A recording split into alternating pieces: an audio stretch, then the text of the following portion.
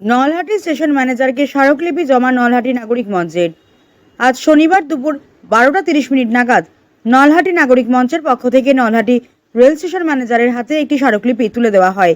আগামীকাল নির্ধারিত ছিল রেল আন্দোলন, তার ঠিক পূর্বদিনে এই স্মারকলিপি জমা দেওয়া হলো নাগরিকদের দাবি পুনর্ব্যক্ত করতে।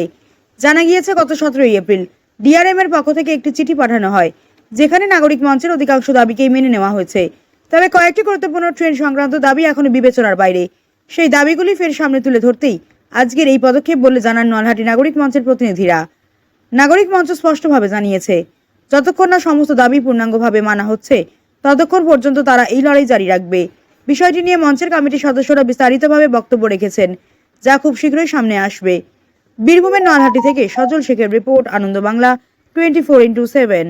আজকে আমরা স্টেশন ম্যানেজারের কাছে এসেছিলাম, কারণ গতকাল আমাদের মিটিং হলো। 17 তারিখে আমাদের ডিআরএম যে চিঠি পাঠিয়েছেন তাতে অনেকগুলি বিষয় আমাদের জানিয়েছেন যেগুলো হবে। তার সঙ্গে সঙ্গে এটাও বলেছেন যে আরও কিছু যে ট্রেনের ব্যাপারগুলো সেগুলো আমাদের আপাতত পাঠানো হয়েছে, প্রপোজাল পাঠানো হয়েছে, কিন্তু সেগুলো যে নিশ্চিত সে ব্যাপারে আমরা কোনো কিছু মতামত পাচ্ছি না, নিশ্চিতভাবে কিছু পাচ্ছি না। সেই কারণে আমরা এসেছি আজকে জানাতে। আপাতত আমাদের আন্দোলন স্থগিত রাখছি, কিন্তু পরবর্তীতে আমরা 3 মাস দেখব। 3 মাস পরে আবার আমরা যদি আমাদের আশা পূরণ না হয় তবে বৃহত্তর আন্দোলনে আমরা নামতে বাধ্য হব। স্টেশন ম্যানেজারের কাছে কি দিলেন আপনারা? স্টেশন ম্যানেজারের কাছে আজকে আমরা একটা চিঠি দিয়ে দিলাম যে আমরা কি করছি আর কি করব। আপনার নাম? আমার নাম সনকা বিশ্বাস, আপনি কি পদে? নাগরিক মঞ্চের সভানেত্রী।